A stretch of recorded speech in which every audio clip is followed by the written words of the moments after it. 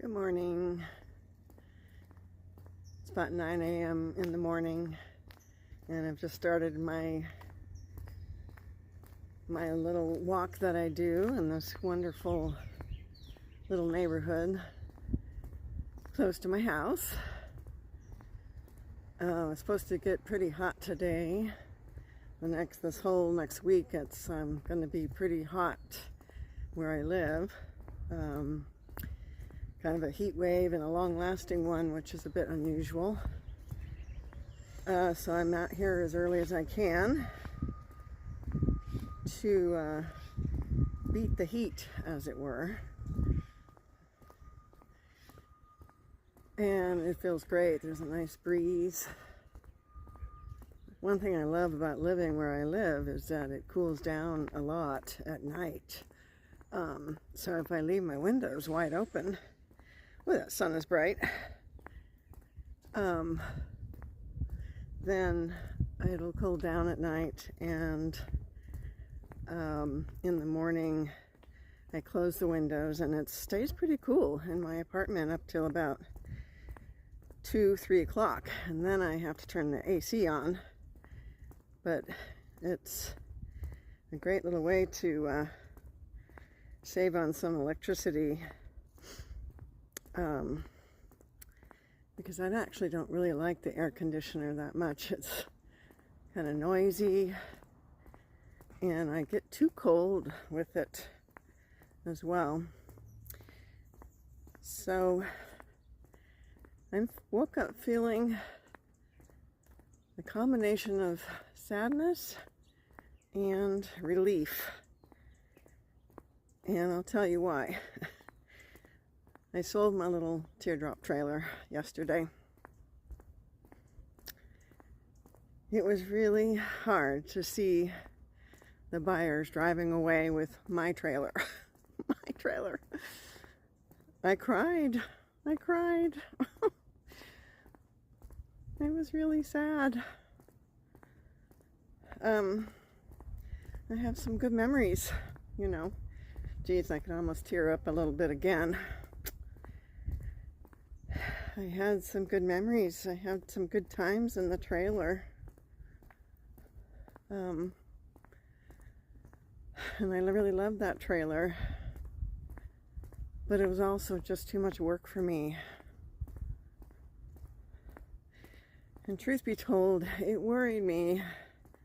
And I don't know if this is going to actually keep happening, but from the beginning of owning that droplet trailer, things were breaking on it.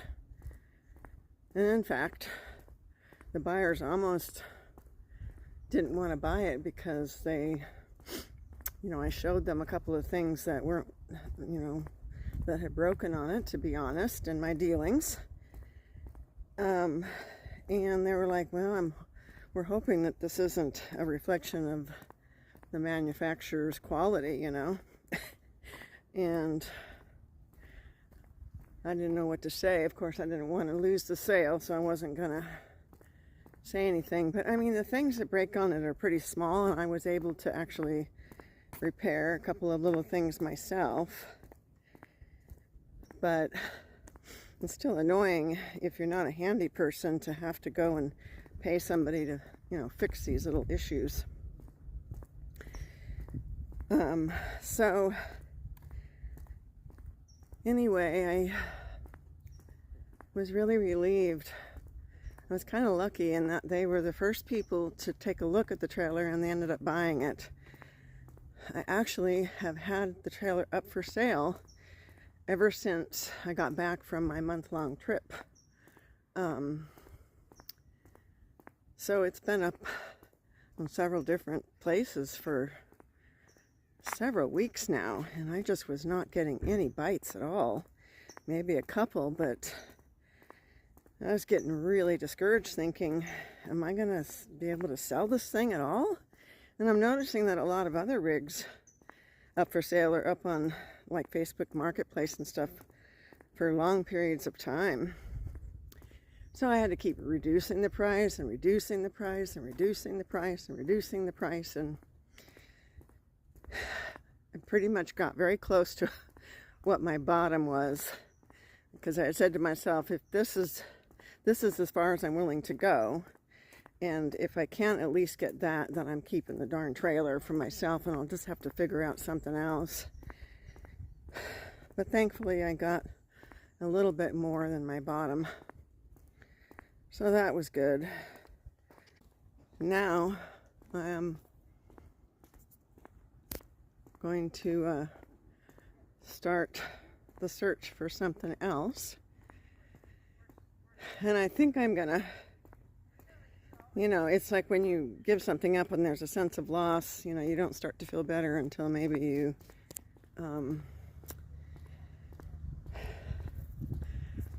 cute little doggy here. You don't feel better until you, like, I probably won't feel better until I find my next rig that I love, and then I'll start to think, oh yeah, okay, absolutely, I did the right thing. Because of course right now I'm kind of questioning myself, second guessing myself a bit. Did I really do the right thing by giving my cute little trailer up? But I really feel like I got pretty clear on my month-long trip that it was not going to work for me, part-time or full-time. I just really need something a lot easier.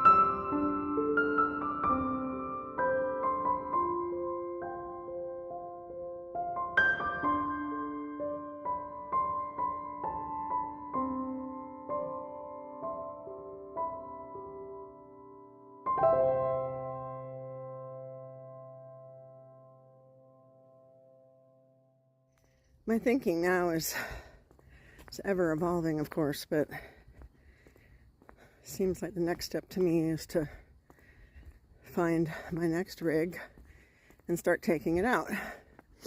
And, you know, try and see if I can somehow do some longer trips. I'm kind of thinking that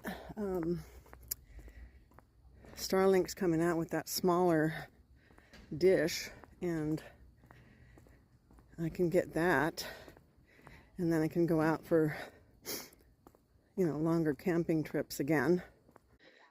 Because with Starlink you can pause the service, which I really love that. So it's initially expensive to buy the equipment, but I think you can pause and unpause the service, so that might work. So, but I still feel like for me to do a trip all the way across the United States and see all that I want to see on the eastern side, and including upper Michigan, you know, it would take a minimum of 3 months. Oh my God, this doggy is so cute. Your doggy's so cute. Hi, honey. Hi.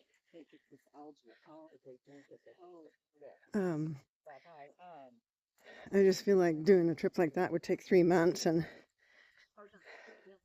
it would be a big ouch for me to have to pay for rent at home and plus all of the expenses of the road.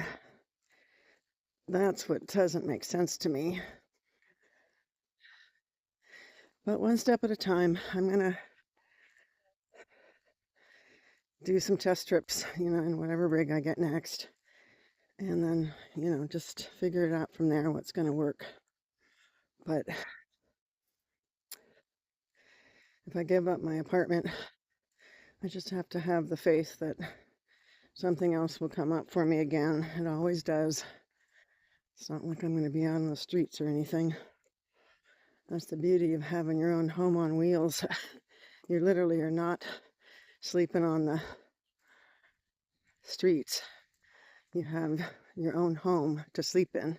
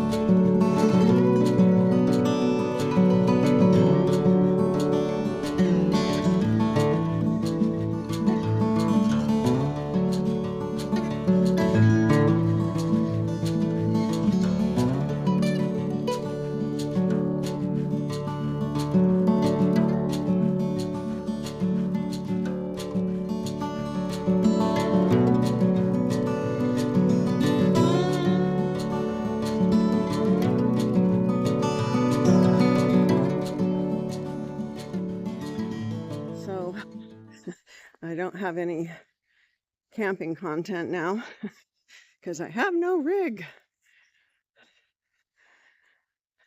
So I'm not sure what I'm going to do with this channel. I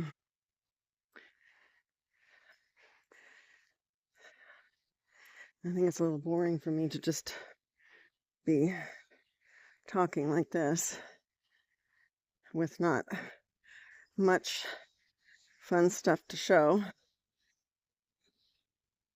like camping.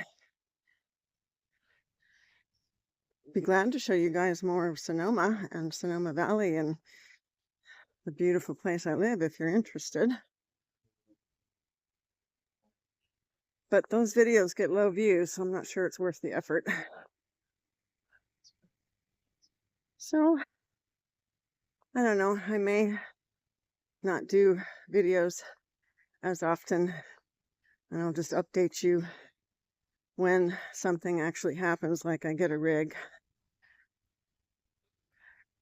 Might be fun to go to a couple of RV sales places around me and look at some rigs, but I'm very clear I'm not going to buy new again. It does seem to be a buyer's market right now, so I think I could find a really good deal. And hopefully it would make up for the loss. funny enough, the couple that bought the trailer from me, they said, we're funny, you're upsizing and we're downsizing. They said, we have a tab trailer that we feel is too big for us that we want to sell. And I said, oh, really? Tell me more about it, because I've been looking at tab trailers. And they said, well, it's a 2004 and it does not have a inside shower, and that's kind of a deal breaker for me. I really want a bathroom and inside shower.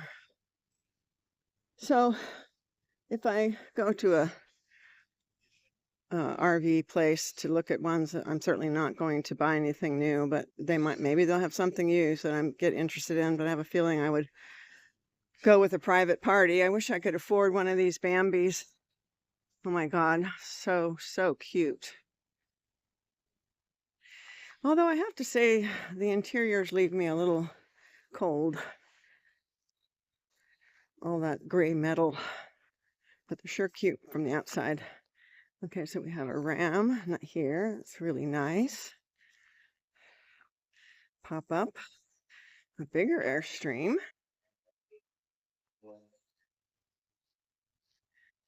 Now somebody's got their solar panel out.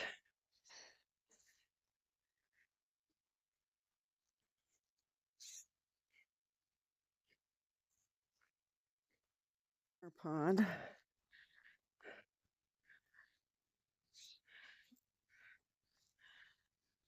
It's really tall. Wow, it's pretty tall.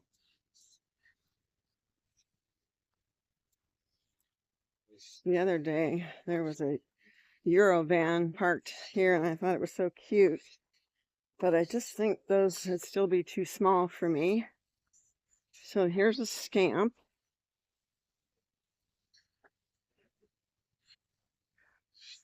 I can't see inside. It's all covered up.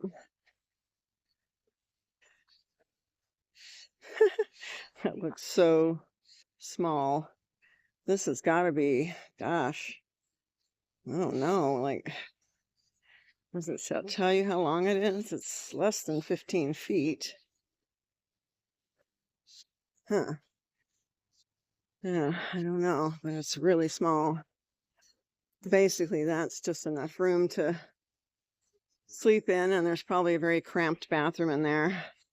That would probably, I think, be too small for me. I think I would, again, find it kind of frustrating to be in such a small rig. And I'm not too crazy about the interiors of Scamp and casitas. Those carpeted walls bug the heck out of me. I'm kind of a person that's very visually oriented, and things like that bug me. So here's a longer casita. Maybe this is the 17, I think they have one that's 17 feet or something like that. This looks more doable in terms of length.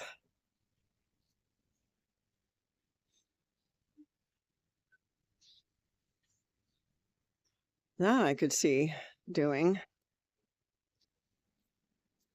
Maybe there's some way for me to hang things on the rug walls, rug ceiling, to make it more homey and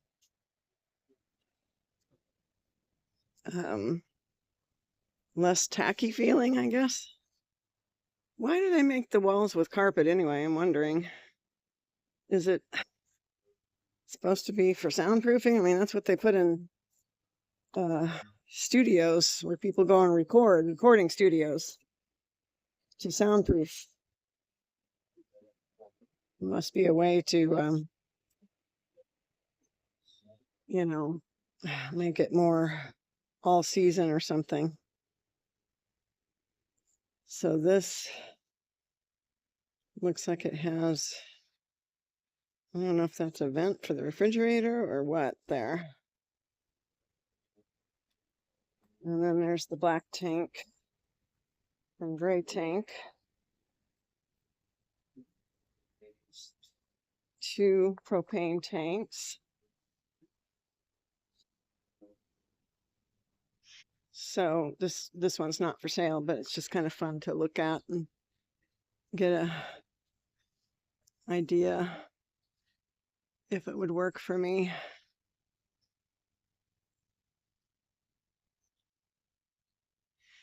Yeah, so yeah, I'm still kind of grappling with or trying to figure out which one I want. If I want a small trailer like this, where I would have a car that would allow me to take off and go exploring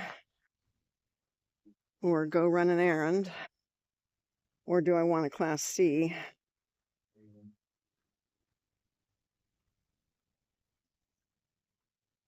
It feels like going the trailer route would end up costing me more money because I will probably have to upgrade my tow vehicle and to get something that's really capable of,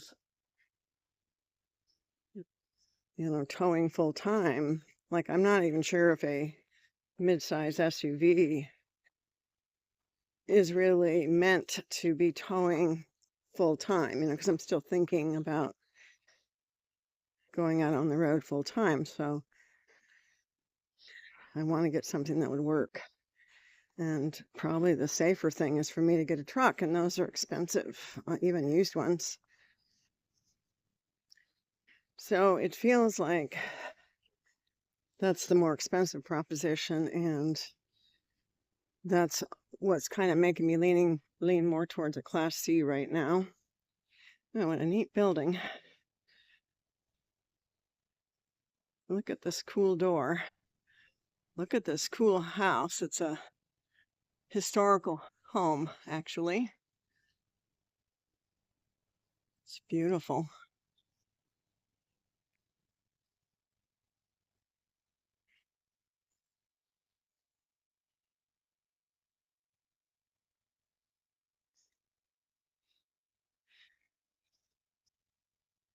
So maybe I can find a small Class C that will make me a little bit more nimble on the road if it's small enough.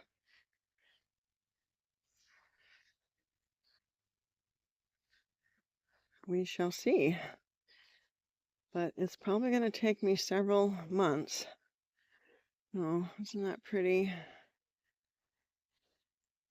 To find just the right rig.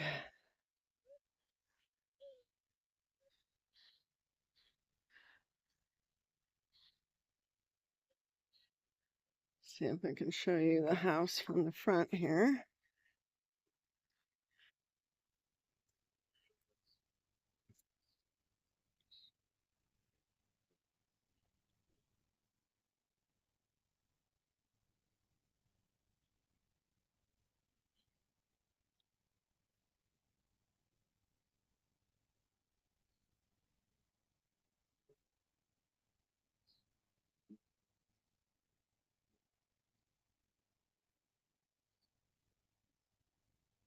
So pretty.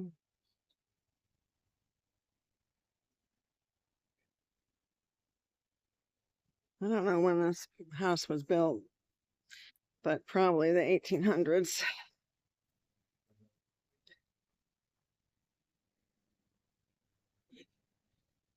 Yeah, I love walking here because it feels very peaceful and quiet and super, super, super safe.